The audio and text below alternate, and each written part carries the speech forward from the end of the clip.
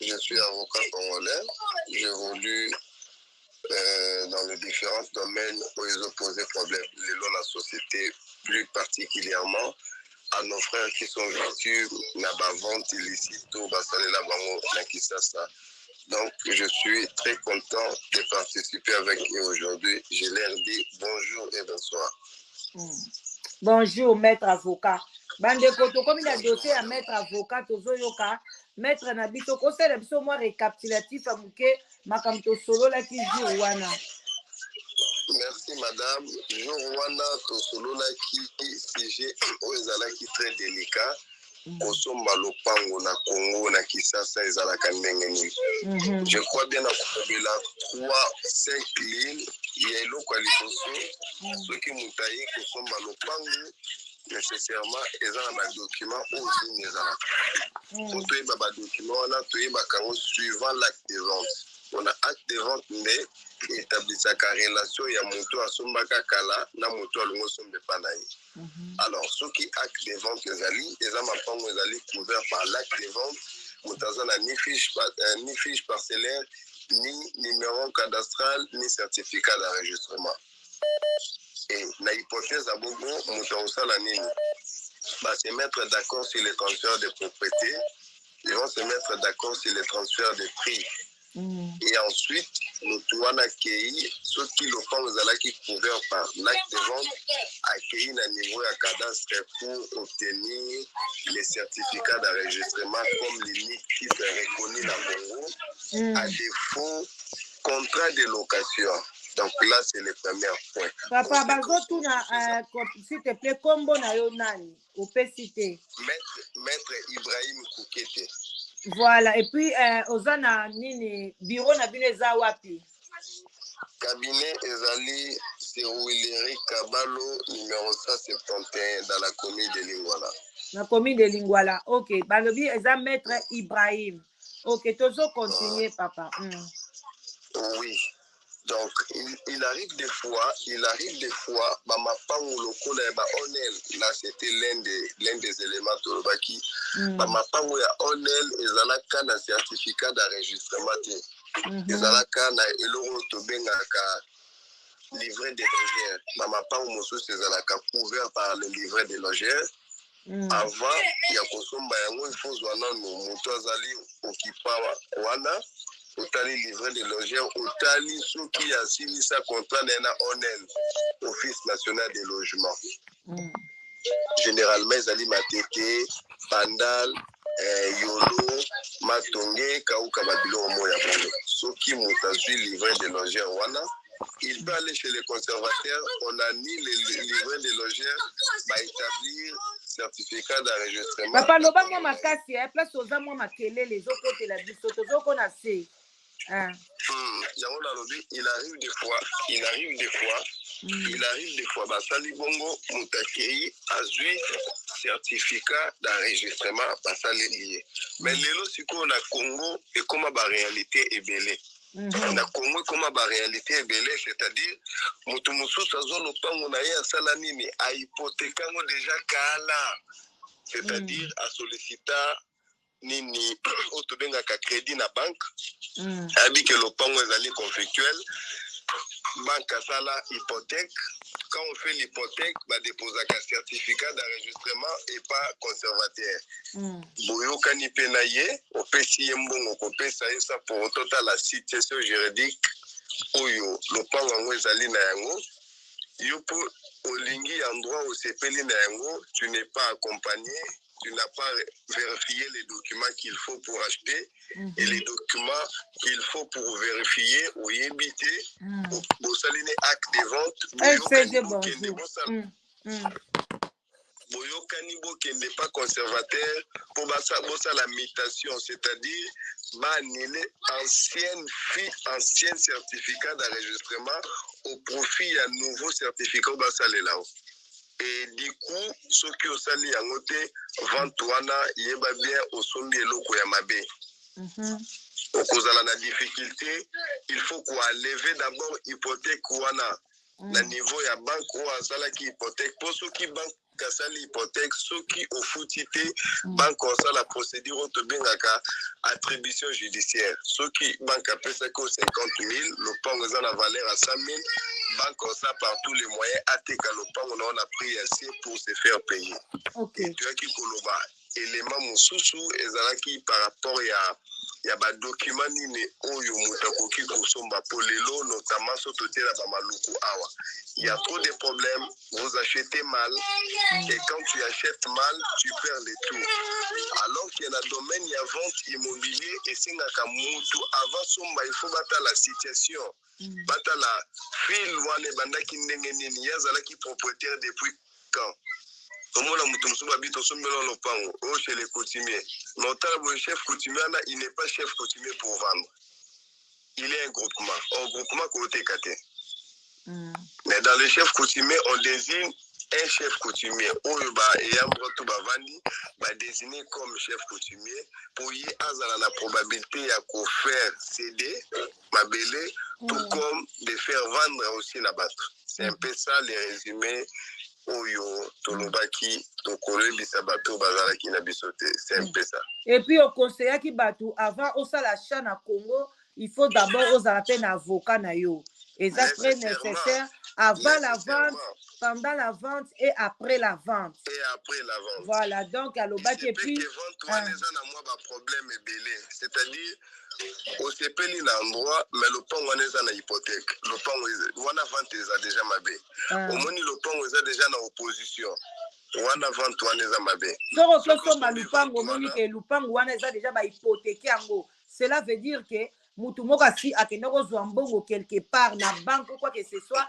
asimbisi buku lupango na ye alobi mama yo somba bongo nga na rembourse nyongwa mutu wana mpo na ngai nasimbisaki buku lupango ya lupango ya bongo parce que okokutana yango mpe na prix ya bien mais ye aza na nyongo ya bato asimbisaki buku lupango na ye wana yango ozala bien ozala na avocat mpo na bokende na ye azala témoin na yo ke ntango azosala basha mbongo mbala moko ezoleka na pa ya mutu ya nyongo parce que ya bongo soko osombi yango sans avocat mutu ala koyi mpe kobalukela yo ke apesi ne sikoyo mutu adefelaki mbongo te ndako na yo ezwi problème parce que bandako ya bongo bato bateka yango na prix moko ya bien alors quand tu as ton avocat ekozala bien ou bien ndako eza na opposition eza ke ndako ya famille bafamille baboyi balobi les 7 parcelles n'est pas à vendre balingi te emsu baza 7 ale signature mosusu ya bato mosusu eza te avocat kozala wana koyeba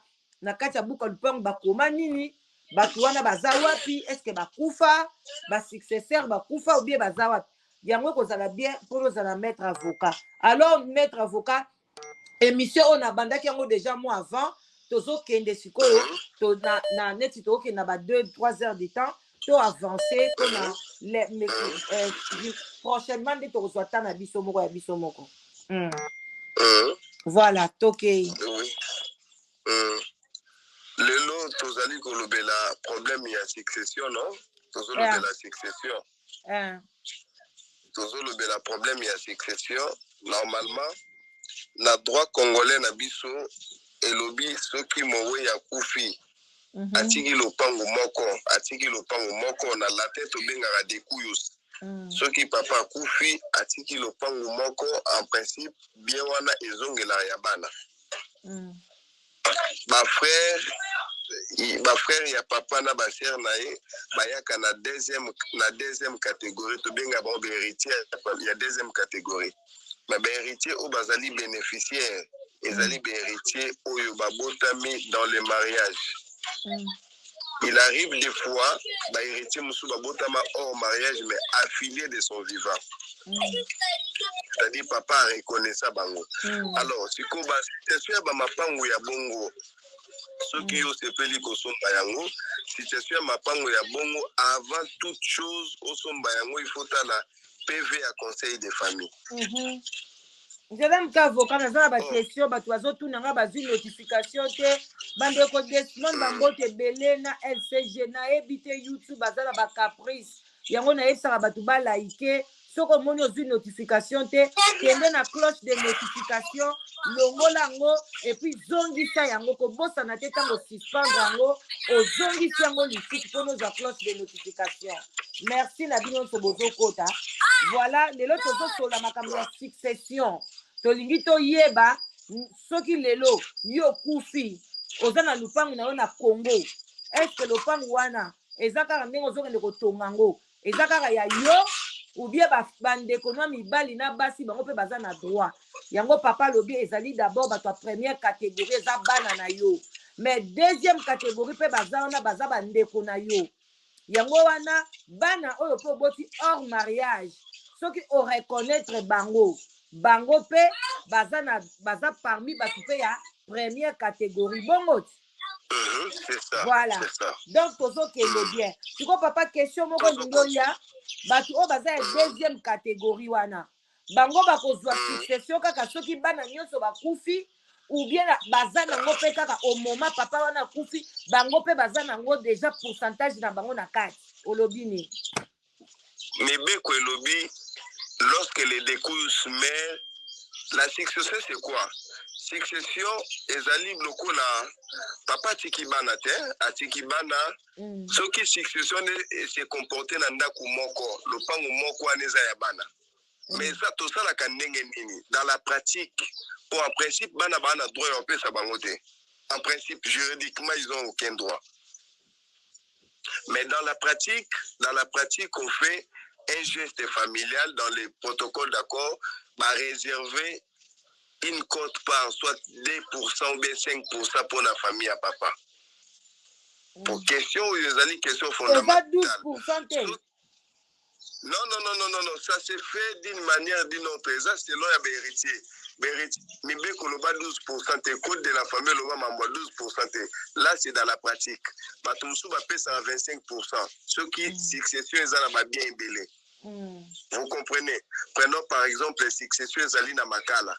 Quand le pan il y a une seule maison où les bénéficiaires bazalango. Ceux qui va payer 12% que le pan wala boté qu'on a 15 000.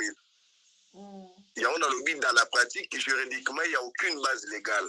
Dans la pratique, ceux qui papa tiki banate, succession et koya et pas ya bandekona ya basi to kwa mibali.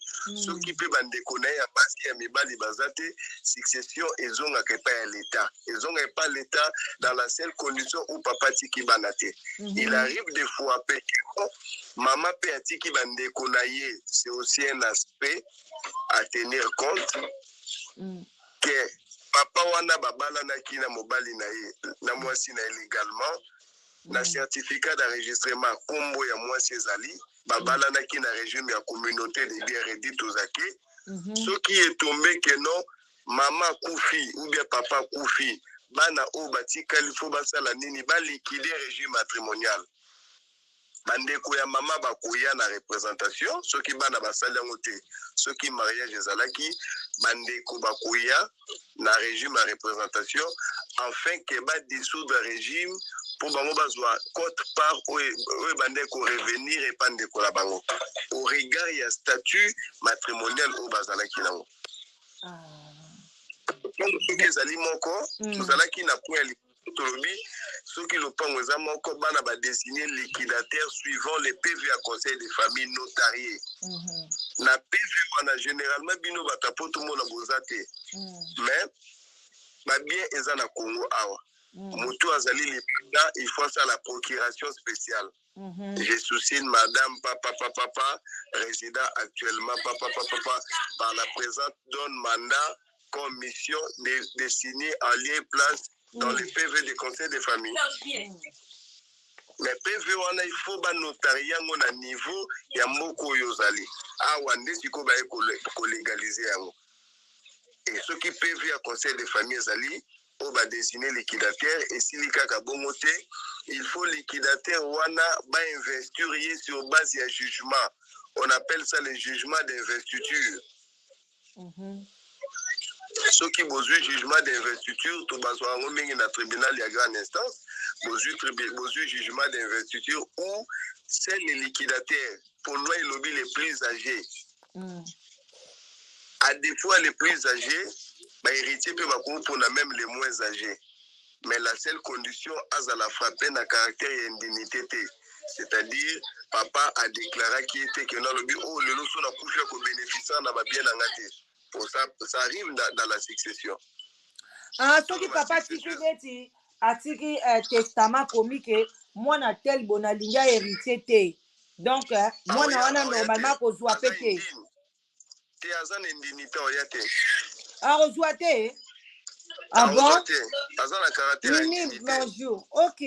Donc, voilà. Qu'est-ce qu'on va dire ici? Au lobby, na zaki un peu touché. Au lobby, ceux qui qui n'a bien commun. Ok? Au lieu papa kufa, maman muta kufi. Tobenga kango boye. Régime ya communauté de biens.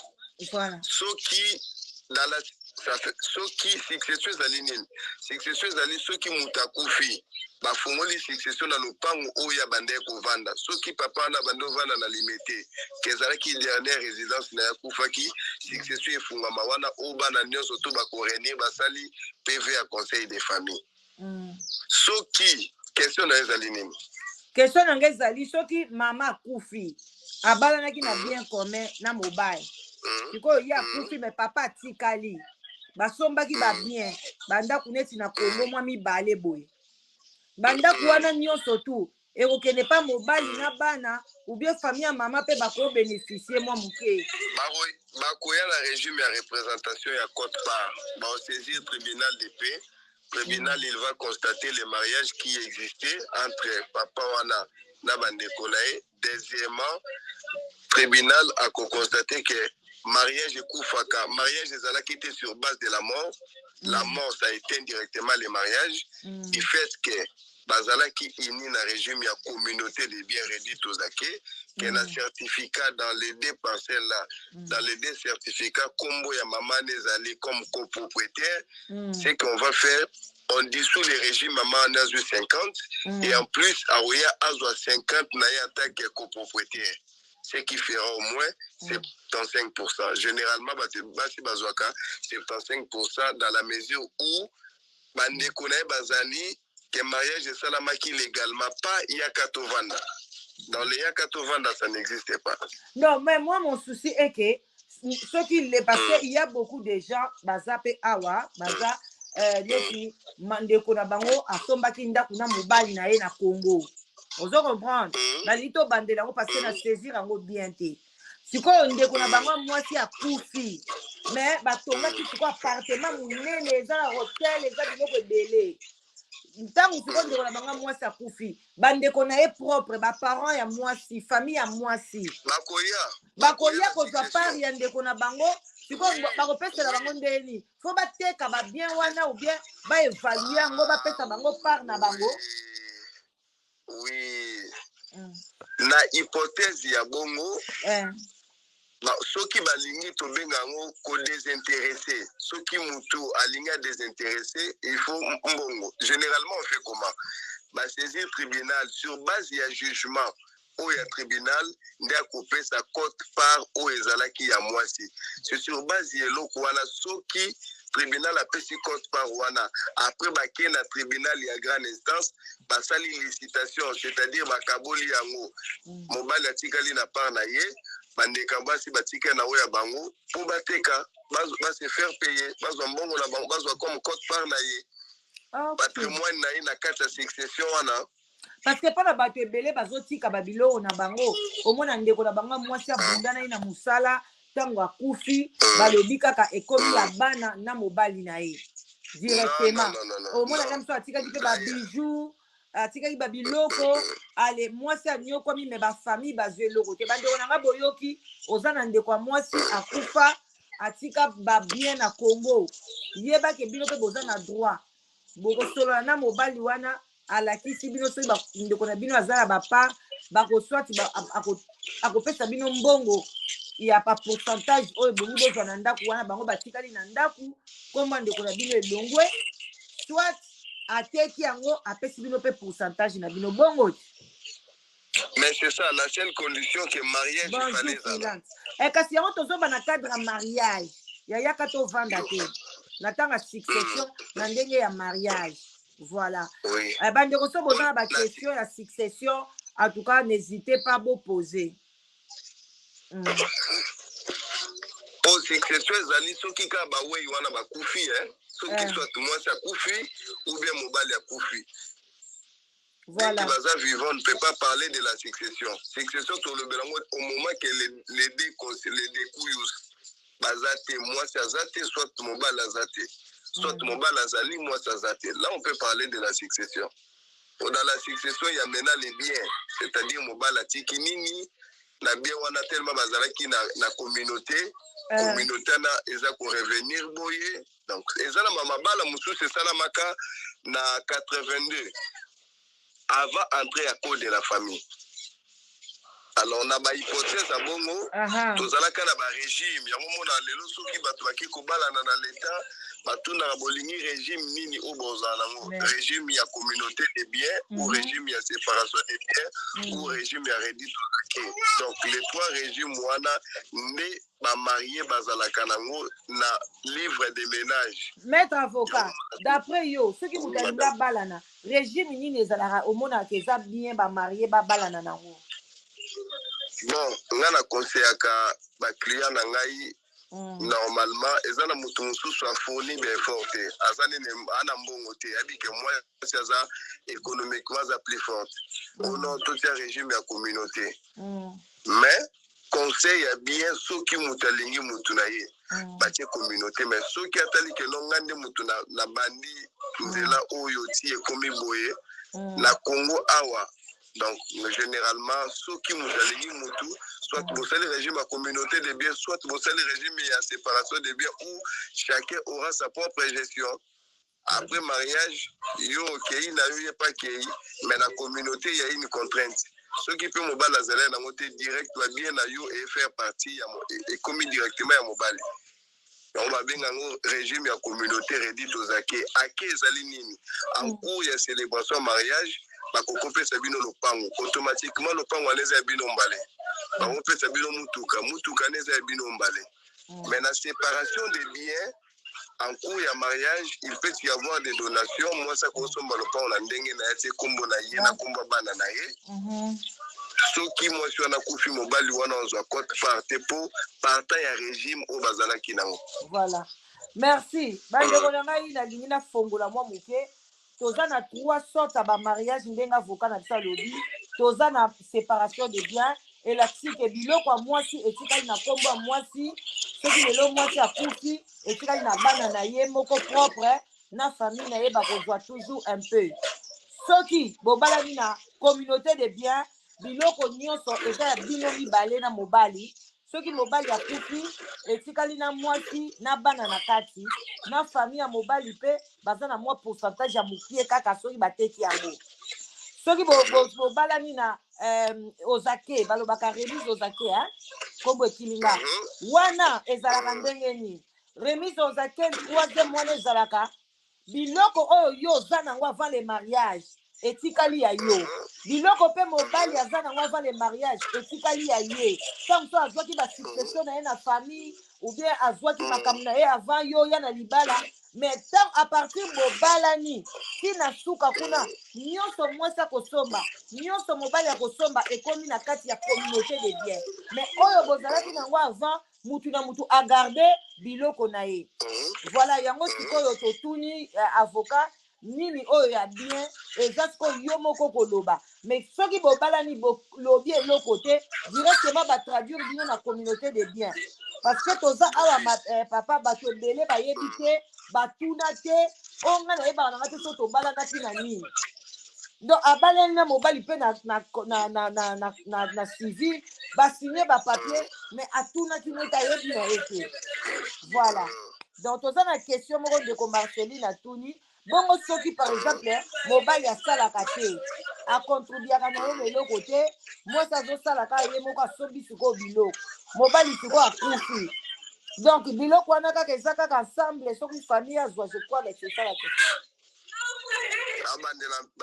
question. alobi bongo soki nalandango vraiment bien bongo soki mobali azalaki kosala te akufi même balana bien na bien commun il faut kaka azwa il faut kaka bakabola yango bafamille ya mobali il faut bazwa kaka wana code part et revenir na bana la seule condition soit dans la régime toza nango non pas mais maître soki babalanaki na communauté de bien moninga sala te yaya soki akufi eza kaka ya bino mibale d'office donc fotinda mobali no asala soki olingi kolinga te mobali avandaka na ndako asalaka te bobalani na communauté de bien bokokabola ata soki okufi bafamille no bakozwa te bon sikoyo maître toza na likambo ke nabotaki bana na ngai avant le mariage ngai mwasi naboti bana na ngai avant le mariage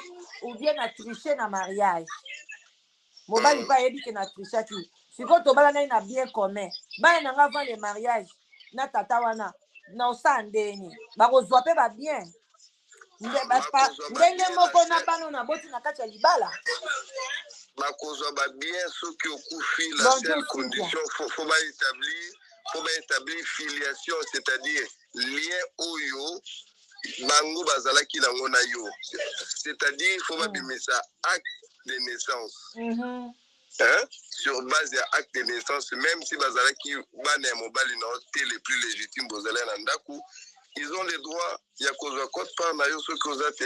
C'est un cas qu'on est en train de régler devant le tribunal de paix à Gombe. Ils ont droit. Il faut pas brandir sur qualité, filiation, juridique. Même droit que bano bobo termina bango na mariage. Bana ya hors mariage, na bana mariage. Oui. Faut pas établir filiation. De par exemple, pour pas côté la succession, faut pas établir filiation. Ba l'accès que non, bango bazala ki bana na yo en établissant l'acte de naissance.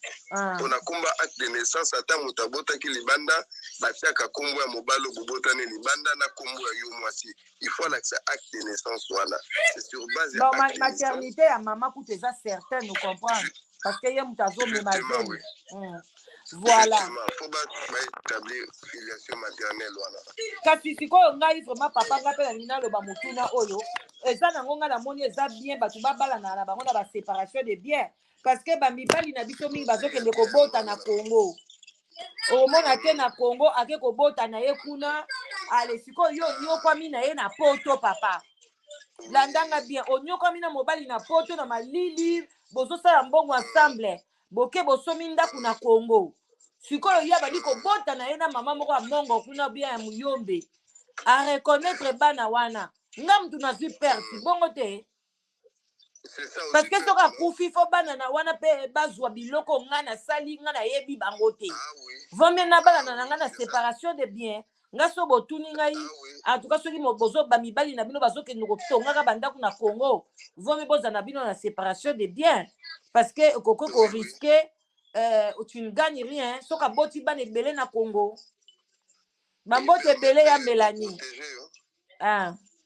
ekoprotege o makasi po il arrive des fois système moko tomona yango avant bino bato ya kuna fa boya awa bosali mariage na communauté de bien ka po bozwa mokanda mais faut sous-attendre que non moi ça en a part les bana bongo ce n'est pas le droit français qui va s'appliquer c'est le droit congolais on applique na cas ya conflit on applique les droits au bobana na kinango ceux qui bobana na droit congolais il faut amailler même si vous en États-Unis mais vous n'avez pas marié selon les droits américains mais selon les droits congolais donc avant ya kozwa régime tant ozoluka régime ya kozwa faute la ba conséquences nini ekoya après ta mort pour ne pas exposer tes enfants sans ezali bandeko na ngai GM na bisa lobi son bozokanga bien bandeko bozana tala awa non son ezali très bien ndeko na biso GM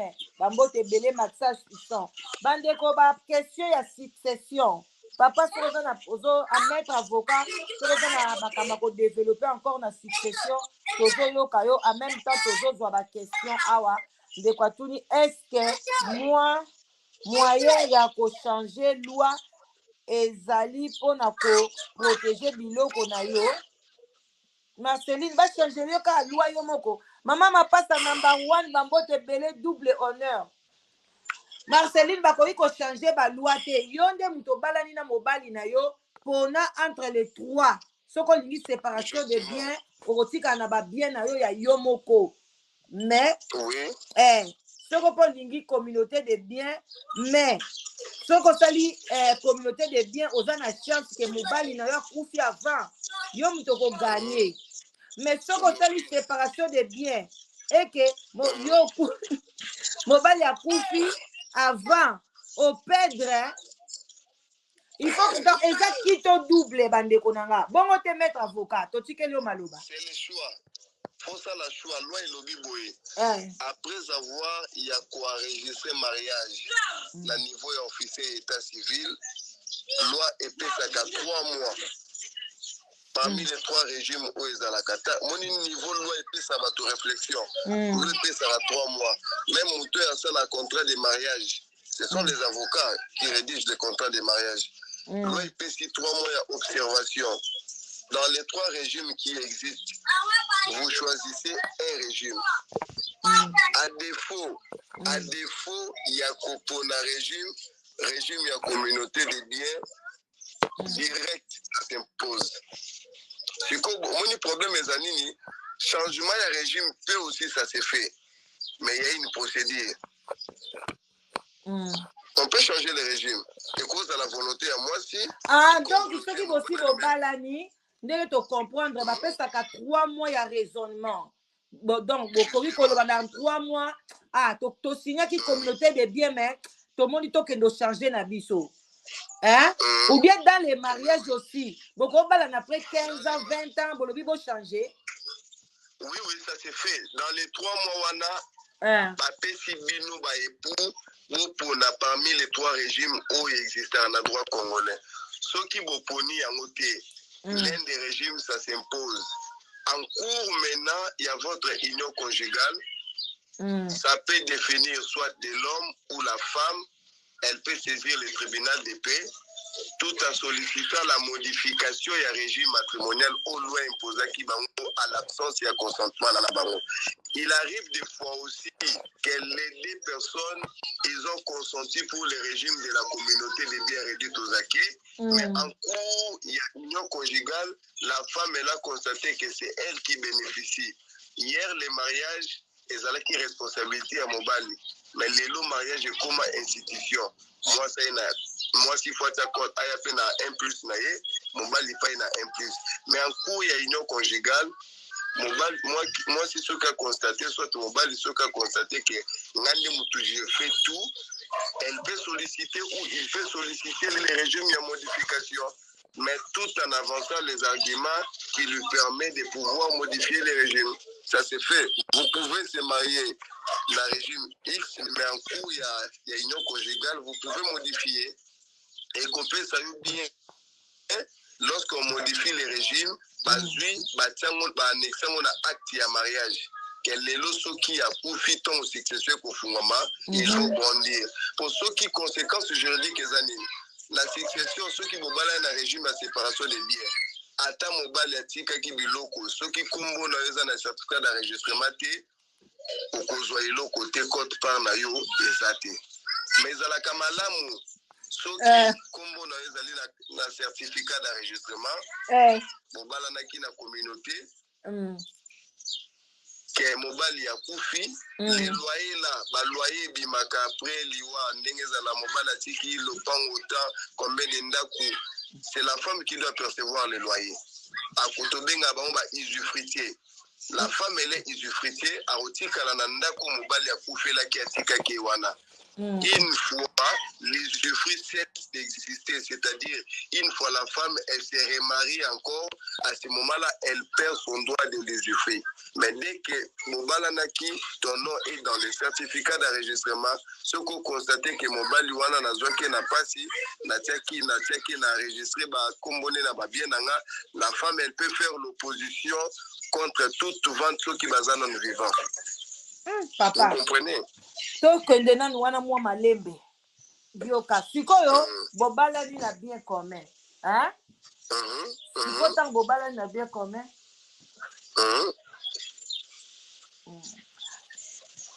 bobalani na bien commun papa sikoyo ndenge olobi wana obalani na bien commun eke sikoyo ndenge ndeko na biso awa mpe aye kokoma alobi ke bobalani na bien commun ete tolobi tobalani na séparation de bien sikoyo ngai namoni babien na ngai na bandi kolia yango na désordre na bandi so babilamba namoni ke naza su na babien te après nakoya koyebisa mobali na ngai ke te namoni lokwa mobali na ngai tikali na babien papa namoni tochange régime tokóma kaka na communauté de bien est ce que ekoki kosalama ou bien mobali babien na ye mpe abebisi yango en désordre après alobi tochange.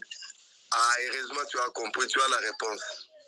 Alors pour éviter cela, avant Yakupo le régime, il faut bien réfléchir. Pourquoi? Ezana baka mususu mona mutaza libanda mwasa tinda mbongo mobali asomba lopango ayeboye lopango wana kombo na ezala te. Baze bele atindi mbongo mobali akesomba lopango na Congo. Eloko eko sauver ezali acte de mariage pour sa opposition. Il peut annuler même ma vente wana au mobali asala ya mabeso kateka. Elle peut s'y opposer même na ba mutation ou hypothèque et ça la matou comme session na ba mapango tikali. On conseille toujours utilement au régime et à la communauté ce que tu as, il est temps de réfléchir.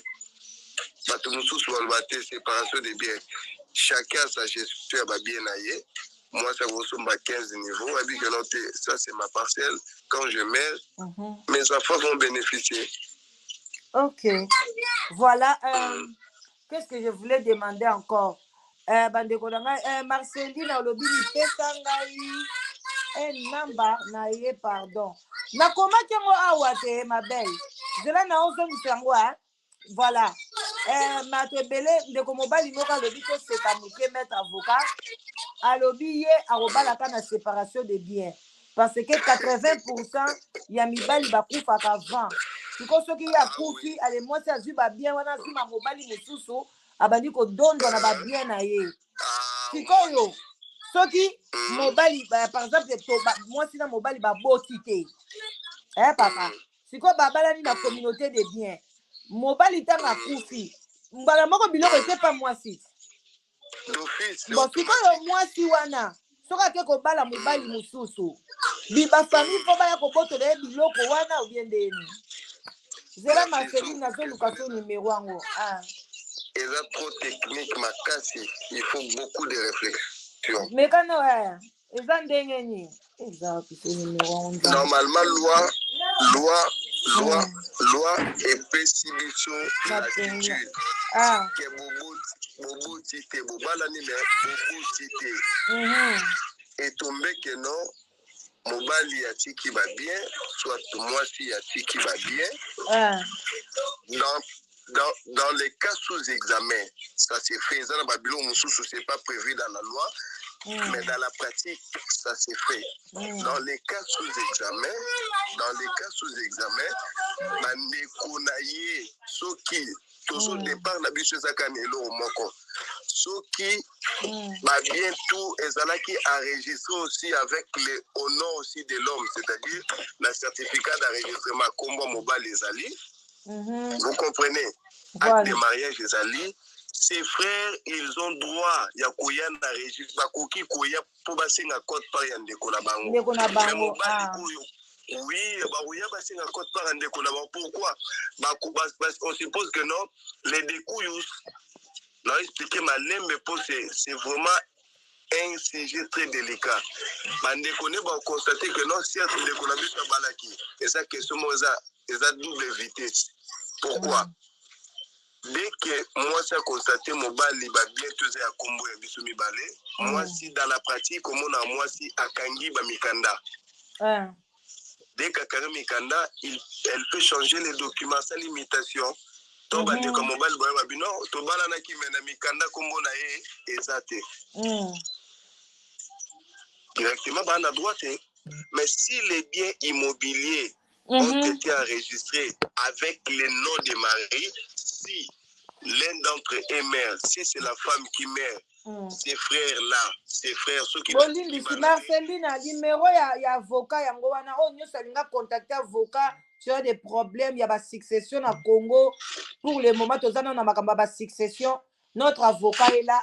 okozala dessus te. Merci avocat Loba. Donc dans ces conditions là, moi si tout comme mobali akoki bandeko na ye baza na droit ya saisir tribunal afin de solliciter la liquidation, c'est-à-dire baboma nanu relation ezalaki et on dissout babomi nanu libala, après on liquide. On commence par la dissolution, bakaboli régime ezalaki, après liquider. Quand on liquide, on voit quoi? On voit les patrimoines pour différencier. Ah, où ezalaki ya bango, si actif patrimoine ya moi si mobile moi si azui bandeko na ye bazui bandeko ya moi si pe bazui. Maintenant, on montre que maître avocat, on ne peut pas conseiller aux gens que ceux qui vont balader dans mobile et que mobile a koufi, c'est mieux que bon liquider biloko wana on peut ça déjà famille à mobile part na bango ba kende na bango. Yo qui kala na part d'ailleurs, tu peux faire ce que tu veux avec tes enfants. Généralement, on fait comment dans de pareils cas? Tant moutakou faka, il y a une loi et règlement à surtout, on fait les testaments. Mobile pas coquille le testament, j'ai traité un pareil cas. Papa lobi ceux qui n'a koufi le pas on a ngetikali ka ya bana. Lorsque papa koufi, ils ont vendu. Oh papa salaka opposition à son temps. Pour ne pas empêcher risque ya bande konaï après sa mort ba ya côté kalopan wa bana. Vous comprenez? Ouais, on va faire un testament. Justement, tout ça, la sorte est belé à testament. Testament, il y a bien pour la contester. Il faut à la testament écrit. Tout bien, le testament authentique. Loi